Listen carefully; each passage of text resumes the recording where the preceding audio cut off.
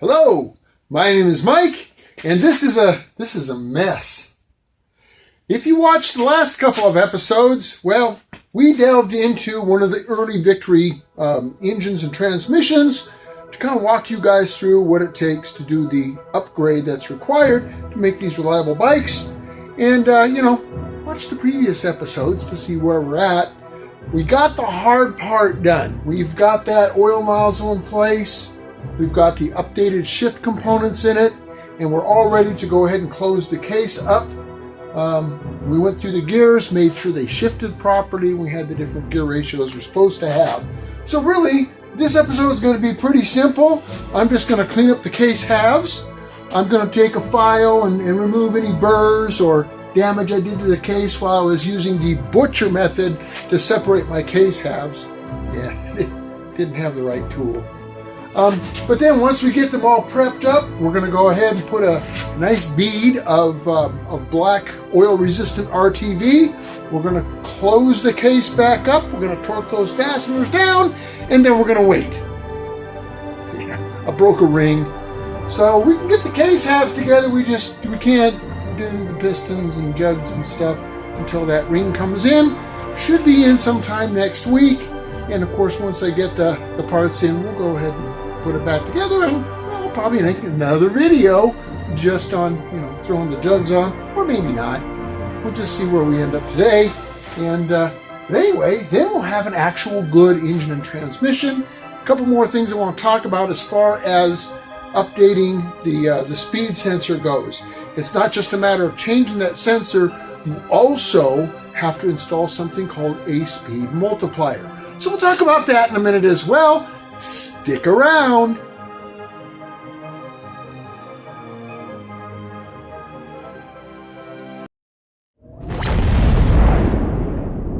Somewhere in a dusty, dirty back alley in western Arizona, not far from historic Route 66, is an old fart trying to cram a square peg into a round hole. He'll work on anything, just as long as it's got at least 2 cool wheels.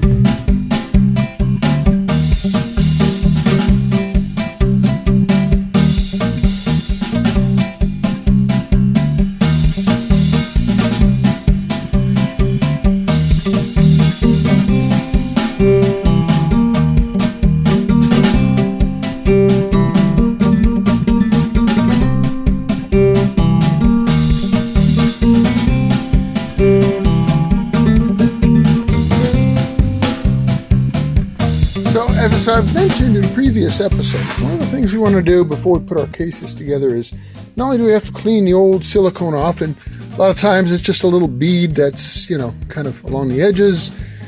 This area here still has a thin film of it. Not sure if you can really see that. But we clean that off with a Scotch-Brite pad. And then the other thing we want to watch out for is high points like this. So this is where I, brutally attacked it with a hammer and a screwdriver and chisel, and it makes for kind of a high spot there. So when the case halves come together, that high spot will keep this flat surface from meeting the other flat surface as tightly as it should. So we always want to make sure any high spots like that are brought level and flat with a file. Okay, so I'm going to do that to this side, get it all cleaned up. Same with the other half of the case. And again, you can see the silicone here. It comes off pretty easily. Most of the time you just kind of peel the remains off with your fingers, and then, like I said, we'll take a Scotch-Brite to it as well. Make sure that you get all the surfaces. Don't miss this little small area here between the jugs. It's an easy one to overlook. And then there's a section here that's actually inside the case. I'm not sure how important it is to get sealant here because there's oil on both sides, but we want to make sure we're consistent, so make sure we get all this cleaned off of here. And then, of course, use a little brake clean and some rags and make sure you get all the debris out that you possibly can. Typically, I'll hose down the area with brake cleaner spray or something like that. And then before we put the case half back on, we want to make sure that this shaft is nice and clean, no debris on it, so that when the bearing slides over it, it won't have any difficulty. Want to make sure that, here's the bearing that will slide over, make sure that surface is clean. And then you have 3 items in the middle, actually several items. You have 1, 2, 3 shafts that all line up. And then you have 2 shift rails and that shift drum right there. So that shift rail, and the shift drum, as we close the halves together, they're going to want to, line up. Now, of course, these are pretty well made. They're very precision. I've never had any trouble with them binding up. But to be on the safe side, I always put just a little bit of assembly lube around the tips of them. A little bit of assembly lube on this bearing here, this bearing surface, just to make sure that when we slip them together, they slip together, and I don't have to, beat them together with a large mallet.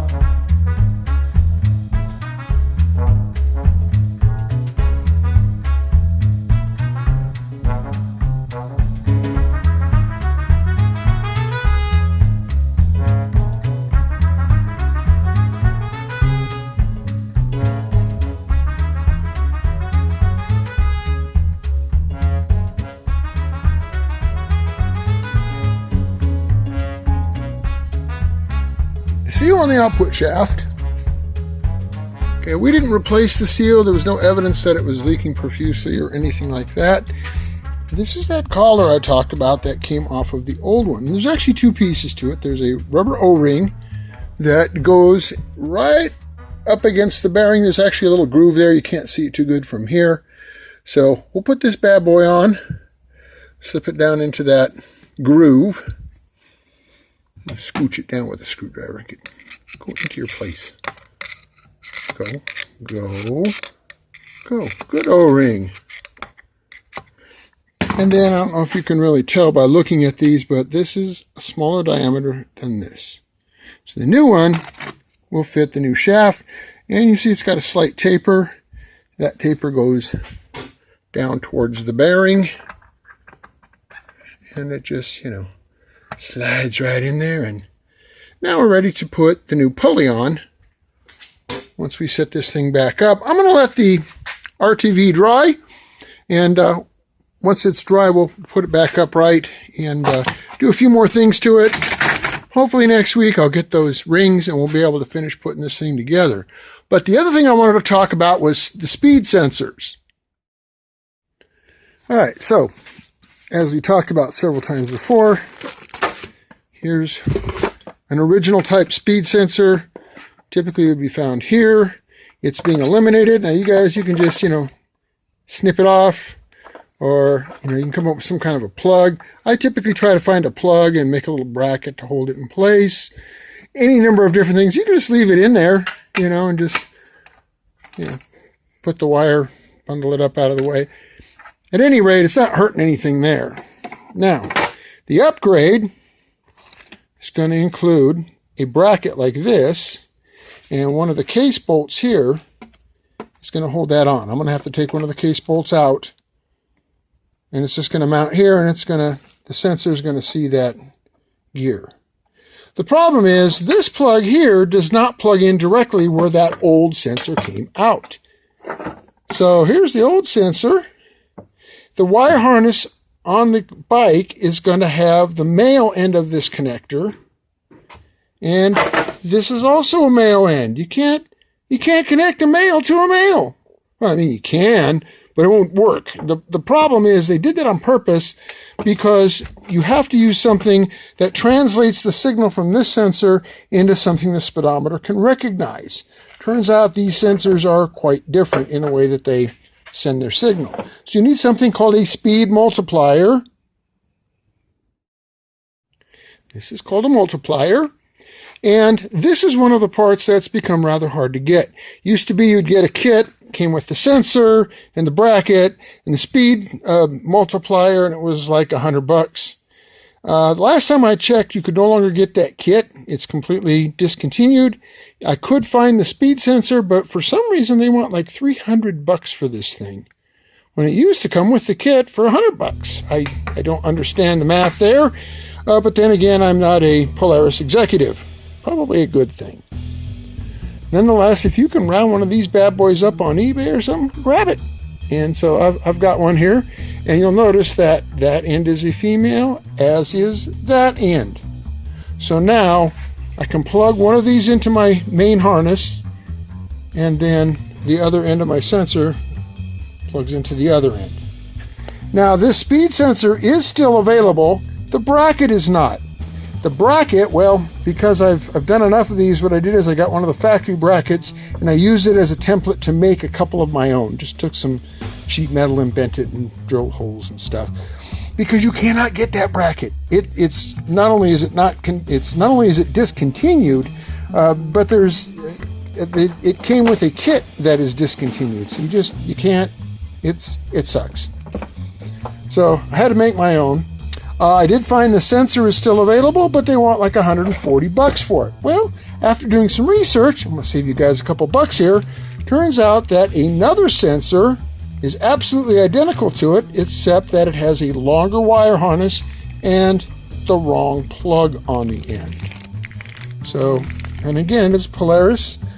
There's the 4011640.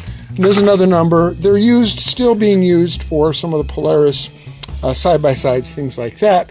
So what you've got to do is you got to cut that end off, and you got to put one of these ends on here. And this end is just a regular GM weather pack. You can get this end anywhere. You want the one that has the female plastic housing. I'm sorry, the male plastic housing with the female terminals. That's the one you want. This one up here is just the opposite. So then you can cut it to the correct length if you need to reach your speed multiplier. So that all takes the place of the old original, Fungawi thing. Without it, your speedometer will not work. Now, can you run your bike without any of this stuff? Sure. It's not going to affect the drivability, not going to affect anything like that, although it may affect your wallet because, well, you're going to start getting speeding tickets because you don't know how fast you're going. And cops say, it doesn't matter, it's still going to be your fault, so you might get a fix-it ticket on top of it. Here's the sensor. This is what you want it to end up looking like. So pay close attention, guys. If you go to get this weather pack connector, okay, with the clip facing up, looking at the bottom, it is black, white, red. Okay, so make a note of it, write it down, take a picture, rewatch the video 47 times, but you need to know that. So that's going to do it for this video. I can't really go too much further. We could stand around and watch the RTV dry. That could get a little boring, at least. So it's going to let this thing set up overnight. We'll get it upright. We'll put the pulley on it. We'll put our rotor and wheel back on it. I've got some chrome covers. We'll put a cover, a primary cover on it. And hopefully by then, the rings will have appeared and we'll be able to put the jugs back on it and complete this engine. So, thanks for watching. Don't forget to tell your friends about the butchery I do here. Make sure you hit the like, subscribe, bell buttons, and, all that stuff. Thanks for watching.